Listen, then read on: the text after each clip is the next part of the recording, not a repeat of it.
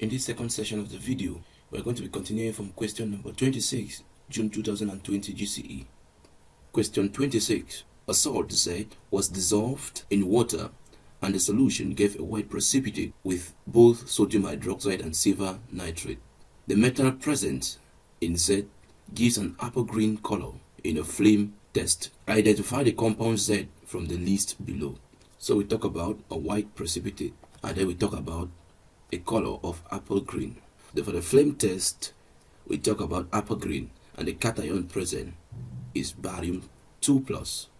Now, a white precipitate shows for the anion, and so when testing for the chloride ion, we use silver nitrate, and a white precipitate is going to be formed. A white precipitate of silver chloride will be formed, indicating the presence of chloride ions. So our best answer is C. Question 27. What is the partial pressure of methanol in a mixture of methanol and ethanol if the mole fraction of ethanol is 0.8 and the total pressure of the mixture is 1 atmosphere? So we have the mole fraction of ethanol to be equal to 0.8, and we have the total pressure to be equal to 1 atmosphere, and we've been asked to calculate the partial vapor pressure of methanol in a mixture of methanol and ethanol. So what we simply need to know is, from Dalton's law of partial pressures, if we have two components, let's say A and B, the sum of their mole fractions equals 1. So if I have the mole fraction of A plus the mole fraction of B, I will have 1. Therefore, I can be able to calculate the mole fraction of methanol now, which means that the mole fraction of methanol will be equal to 1 minus 0.8, which is equal to 0.2. Since we already have the mole fraction and we have the total vapor pressure, it therefore means that to calculate the partial vapor pressure of methanol, we are going to take the total vapor pressure. This is what we're going to do. We have the total vapor pressure, which will distribute itself to methanol and ethanol. So we are going to say that the partial vapor pressure of methanol will be equal to the total vapor pressure, which is 1 atmosphere, multiplied by 0.2, which is the mole fraction of methanol, divided by the sum of the mole fractions, 0.8 plus 0.2. So our partial vapor pressure of methanol is going to give us 0.2 atmosphere, and our answer shows to be B. Question 20. The Avogadro's constant is defined as... So how do we define Avogadro's constant? We know that Avogadro's constant numerical value equals 6.02 times 10 to the power 23. Now, how do we define Avogadro's constant? Avogadro's number is simply the number of particles present in 1 mole of a substance. So, which of these options is the correct answer? So, we see that only B can give us something that makes sense, because already in the mass of 12 grams of carbon-12, the number of moles there equals 1. To that effect, since we say that Avogadro's number is the number of particles in 1 mole of a substance, B is the only answer that is correct from the options. Question 29. What is the oxidation state of chlorine in the compound, the chloroacid? So we call this one ozo acids of the halogens. In order to calculate, we will call this X, chlorine will be X, and the overall charge is 0. Therefore, we have that of hydrogen, which is 1, plus chlorine X, which we don't know, plus oxygen is minus 2, equal to 0. Therefore, X equals plus 1. So for chlorine, it is equal to plus 1, which is A. Question number 30. How are these two compounds, ethanol and dimethyl ether, related to each other? So let's look at the two compounds. So we can already see that these two compounds are called functional group isomers. These two compounds are functional group isomers, where the first compound is ethanol, The second compound is dimethyl ether. The second compound is an ether, and the first compound is an alcohol. And what are isomers? Isomers are simply compounds that have the same molecular formula but different structural arrangements. So we realize that the number of carbon atoms, hydrogen atoms, and oxygen atoms are the same as in the second compound. So they are isomers. That is our answer, which is the best. Question 31. Which reagent could be used to distinguish between propanone and ethanol? Which reagent will be used? For aldehydes and ketones, 2,4-dinitrophenylhydrazine is a test for all carbonyl compounds. So all, when reacted, will give a yellow precipitate of hydrazones. So A, which says 2,4-dinitrophenylhydrazine, is already off. We talk about acidified silver nitrate, that is ammoniaca silver nitrate. So this is the test for aldehydes, and this is what we call the mirror test or Tollens reagent, and it is positive for aldehydes and negative for ketones. So it's going to give us a positive test for aldehydes and negative test for ketones. So our best option gives us B. For iodoform test is positive for both aldehydes and ketones. Remember we said that iodoform is simply looking for methyl carbon O, where you can have hydrogen here, O, you have an alkyl group. This is a positive test for iodoform. So our best option is to use ammoniaca silver nitrate, which is B. 32. Using the following half cell equations and their standard electrode potentials. So we have that, we have the zinc half cell, we have the copper half cell, and their corresponding electrode potential values. What is the cell diagram? So in this, we have to identify the cathode from here, and we also identify the anode. The identification of the cathode will be based on the highest value of electrode potential. Between positive 0.34 and positive 0.77, I see that the half cell ion has a higher electrode potential value, so it is called the cathode. And at the cathode, we know that reduction takes place, and at the anode, oxidation takes place. So at the anode, we have oxidation, and at the cathode, we have reduction. So the reduction half cell will be the right hand electrode, or the right hand half cell, and the oxidation half cell will be the left hand half cell. So the cell diagram will simply give us copper, which is the right hand half cell. So we have copper solid separated from the copper ion, and this is a half cell separated from the next half cell using a salt bridge. So the salt bridge comes in to separate. We have ion 3 ion, comma, ion 2 ion. Whenever we have two ions, they are separated by a comma, and an ion and a metal is separated by a slash. So we have to add in an inert electrode. So whenever in any half cell we do not have a metal to carry electrons, therefore we are going to introduce an inert electrode, and in this case the most common is the platinum electrode. So when we look at that, our best option is A. So A is our correct answer. Even though they have put the ion half cell to the left, this is the only correct half cell that matches with what has been drawn here.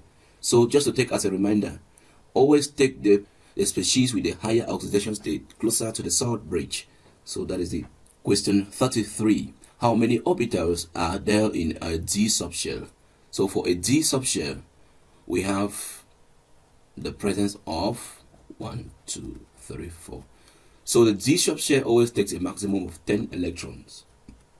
So therefore, we are saying that in the D subshell, there are 5 different orbitals. Since an orbital takes a maximum of 2 electrons and the D subshell can take up to 10 electrons, therefore means the D subshell has 5 orbitals. 34. Which of the following aqueous mixtures could estimate an acid buffer solution? What is a buffer solution? This is a solution that resists changes in pH on addition of small amounts of acid or base. So, the composition of an acid buffer is when we have a weak acid alongside its conjugate salt, while a basic buffer is a solution composed of a weak base alongside its conjugate salt. So, sodium ethanoate and ethanoic acid is the best option for an acid buffer. While if we talk about a basic buffer, ammonium chloride and ammonia will be a basic buffer. So A is correct. Question number 35. Which of the following elements with the electronic configuration given below will form an alkaline oxide. We know that the oxides of S block elements are basic, so definitely S block elements are those elements in which the valence electrons fit in the S subshell. So what we see here, we need to see an S block element, which will be option D. So option D is the correct answer. 36. The boiling point of water is higher than that of methanol because most often you can realize that both ethanol and water have hydrogen bonds. So water is of this structure with two lone pairs. This is ethanol, and we can see that both of them form hydrogen bonds. But water has a tendency to form two hydrogen bonds per molecule, while ethanol can only form a single hydrogen bond per molecule. So D is our best option. Question 37. When boron trifluoride reacts with ammonia, the bond formed is... So when boron trifluoride reacts with ammonia, so the product formed is going to be this, where ammonia, the nitrogen atom in ammonia has a lone pair of electrons which will be donated to a vacant orbital in the boron atom. So whenever we talk about donation of electrons to a vacant orbital, we talk about dative covalent bonding. So C is our correct option. Question number 38. Which of the following compounds will exhibit geometric isomerism? So we talk about geometric isomerism when we have carbon and a double bond. And for geometric isomerism, there is restriction of rotation between the double bond. So we have identical species that are on each carbon atom as they are on the other carbon atom. So our best option we can see here that can give identical species is going to be D group.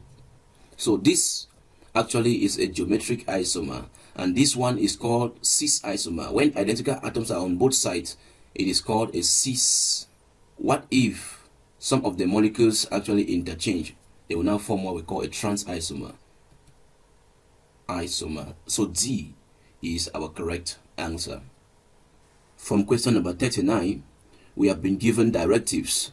So we follow the directives to answer the questions that actually follow.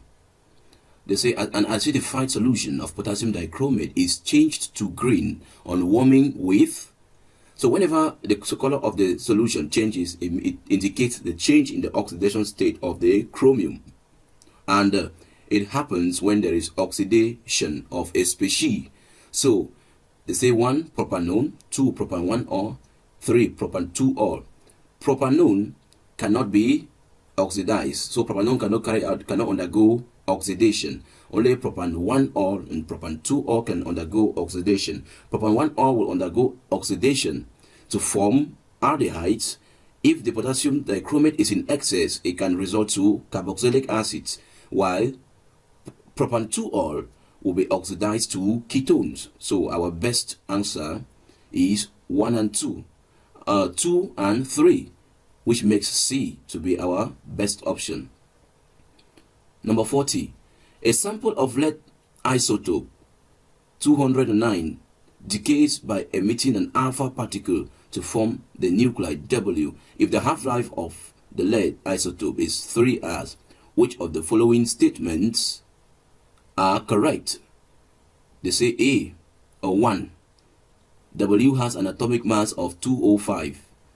2. The atomic number of W is 80. 3. After 6 hours, 50% of lead isotope would have decayed. So, in our first statement, we say it has a mass number of 205. Let us see what it gives. We have 209 and 82 for lead. And lead decays to an isotope W plus the emission of an alpha particle. So we make sure that the sum of mass numbers on the left hand side equals the sum of mass numbers on the right hand side. So if we have 205 here, it means that 205 plus 4 gives us 209. And then we have here 80 plus 2, it gives us 82. Therefore W has mass number 205 and atomic number 80. 1 and 2 are correct. They say after 6 hours for number 3, after 6 hours, 50% of the lead isotope would have decayed. So let us calculate the amount that would have decayed after 6 hours. We know that for every radioactive decay, for a decay to start, the quantity of the isotope is always at its maximum, 100%. Since we have been given the half-life, let us now identify what percentage will be left after 6 hours. So from the formula, A equaling A naught e to the minus lambda t. A is the activity at any given time, while A naught is the initial activity. So we said that for any radioactive, before it starts decaying, for any radioactive sample to start decaying, its activity should have been its maximum, which is 100%. And then at any given time, that's how the concentration or the activity keeps decreasing. So we have the time t to be 6 hours. And we have the half-life t half to be 3 hours. And we know that lambda is called decay constant, which is equal to ln 2 divided by t half. So what we're going to calculate is the amount A that will be left after 6 hours. Would it really be 50%? Knowing that A naught is 100% before the decay starts, we are going to calculate A to be equal to A naught, which is 100 e to the minus lambda. We have lambda now as ln 2 divided by t half, where t half is 3, times 6 hours, which is the time t. So our A is going to be equal to 25. So it means that at the time t, which is after 6 hours, only 25% is left. So it means that number 3 is off. So 1 and 2 are correct. It means that B is our correct answer. Question 41. An organic liquid U, which is optically active, reacts vigorously with water, producing an acidic solution. The compound U also produces a white precipitate with aqueous silver nitrate. The formula of U could be, so if U is optically active, it means that it has a chiral carbon. An asymmetric carbon is simply a carbon atom that is bonded to 4 different groups. So this could be called a chiral carbon bonded to 4 different groups. Since it is optically active, this is how it's going to look like. And again, say it reacts with silver nitrate, giving a white precipitate. So white precipitate is the test for chlorides. So what we are seeing here is only option 3 will give us the correct answer. So making the answer D to be the correct answer. 42. Possible products of the reaction of butan-2-ol with excess concentrated sulfuric acid include, so when sulfuric acid reacts with an alcohol, it depends the temperature at which it reacts.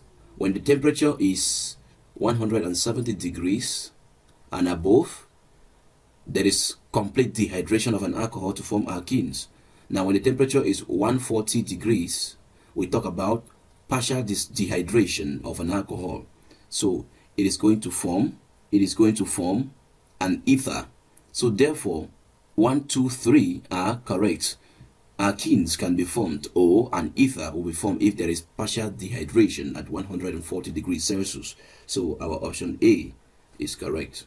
Question 43. In calculating the enthalpy change for the process potassium chloride in aqueous decomposing to give potassium aqueous ions and the chloride aqueous ions, this is an expression where we can calculate the enthalpy of solution. And enthalpy of solution is given by enthalpy of hydration minus the lattice energy. So that is the expression for enthalpy of solution. So that means that the data required to calculate enthalpy of solution is going to be enthalpy of hydration and lattice energy. So therefore our only correct answer is 3. So D is the only correct answer. 44.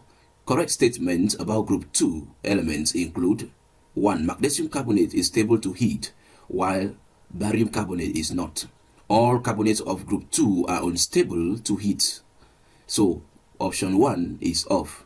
They say B or 2. The solubility of hydroxide in water increases down the group. Yeah, solubility of hydroxide increases down the group due to increase in hydration energy. 3. The sulfates become less soluble in water down the group.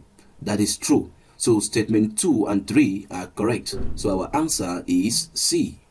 Question 45. Which of the following statements concerning phenylamine is true? 1. It reacts with ethanol chloride to give an amide. 2. It is a weaker base than methylamine. 3. It yields nitrogen gas when reacted with nitrous acid at a temperature less than 5 degrees Celsius. For statement 1, so an amide is formed when ethanol chloride reacts with phenylamine. So N-phenylethylamide is formed. So 1 is correct. 2. It is a weaker base than methylamine. Since there is a pi system of electrons, so the lone pair of electrons is less available for donation to an acid. So phenylamine is weaker. Phenylamine is a weaker acid. Statement 2 is correct. Statement 3 says it yields nitrogen gas when reacted with nitrous acid at room temperature, or at temperature less than 5 degrees. It yields a diazonium salt, benzene diazonium chloride. So it doesn't yield nitrogen. It instead yields nitrogen if it is warmed with water. So therefore 1 and 2 are correct, which makes B to be correct. So feel free to pause the video and read through the instructions before we continue from question 46. 46. First statement.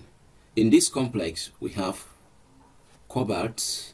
We have been asked to calculate the oxidation state of cobalt in this. So they are saying the oxidation state is +3. So let's verify if it is true. Ammonia is a ligand and it has an oxidation state of 0. It is a neutral molecule. So this is chlorine 3 chloride, where we can make this as X plus minus 3 to be 47. Dimethylamine is a weaker base than ammonia. Dimethylamine is a weaker base than ammonia. We're told that secondary amines are the strongest bases. So therefore, this statement is already false. The methyl group is a better electron donor than a hydrogen atom. That is a true statement. So therefore, D is our correct answer. We come here to 48. Neutral ion 3 chloride is used to distinguish between phenols and non-phenolic aromatic compounds. True statement. Second statement. Phenols gives a blue-violet complex with neutral ion 3 chloride, while the non-phenolic aromatic compounds do not. That is a true statement, and it does explain the first. So A is our correct answer. 49. Sodium ethanoate forms a basic solution when dissolved in water. Second statement. The ethanoate ions in aqueous solution combine with H+ ions to form ethanoic acid, resulting in a solution with an excess of hydroxide ions. So this statement 2 is correct, because the OH ions will go to sodium ions, which will form sodium hydroxide, and we know that sodium hydroxide is a strong base, while ethanoic acid is a weak acid. So the excess of OH ions is true. So the first statement also is true, and the second statement explains the first statement. So A is our correct answer. 50. HCl has a lower boiling point than HF. And then the second one, HCl is a stronger acid in water than HF. So HCl has a lower boiling point than HF is true. In hydrogen fluoride, there is hydrogen bonding, while in HCl, there is no hydrogen bonding. So hydrogen bonding makes the boiling point of HF to be higher than that of HCl. And then they say HCl is a stronger acid in water than HF, which is also a true statement. We talk about the low enthalpy of hydration, the low enthalpy of hydration of HF. So it makes it a weaker acid. So statement 2 is correct, but statement 2 does not explain the first. So B is our correct answer. So that is the end for this video. Thanks for watching. Bye.